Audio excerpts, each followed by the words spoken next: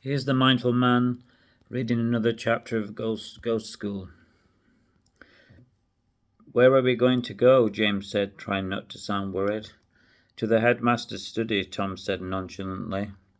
Are you crazy? Said James. What if we get caught? We won't, Tom said with confidence. James didn't bother to ask why they were going there, as he didn't want to come across as a wimp.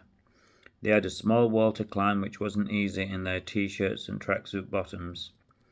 Tom went first. He confidently got to the top with little effort. This was exasperating to James. Was there nothing he couldn't do? James grasped the huge dusty bricks with his fingers and pulled himself up, step by step. It was hard going, and sweat formed on his brow and ran down his back, making his t-shirt stick to him like a second skin. When he got near the top, James grasped his arm and pulled him over. They both dropped onto the soft grass below, making no sound, like commandos. This way, said Tom. Luckily, he had researched the school in the library while everyone else was writing poetry. He knew exactly where to go. They approached the headmaster's study. It was set back from the school on an island of grass. Oh shit, they thought. James, we're really in for it now. Don't worry, said Tom, we won't be caught. I've got it all sorted. James sighed. He hoped so. They approached the building. Tom fumbled in his bag and produced a penknife. He waggled left and right in the door and turned the handle.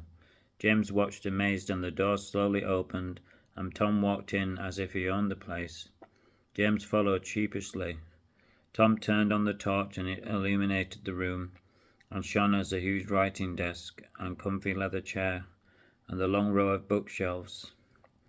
A strong smell of tobacco filled the room and his nostrils. James wondered what they were looking for, but was too afraid to ask.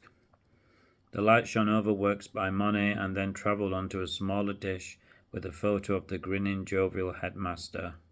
He opened the top drawer and nothing was there. Then the next one and the next. He got to the bottom drawer.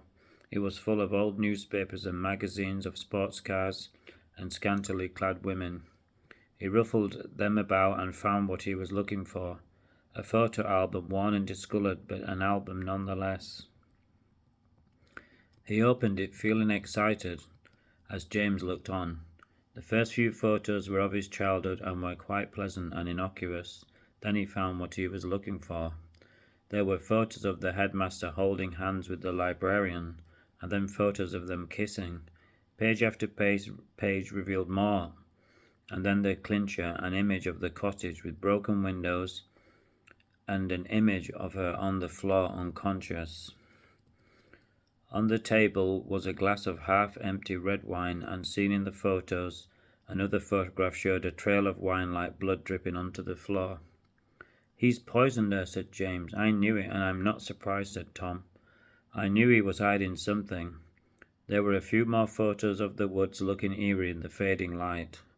I bet he's burned her in the woods, proclaimed James excitedly. It wouldn't surprise me, said Tom. He closed the book as he had seen enough. Hope you enjoy this chapter. Please sub me.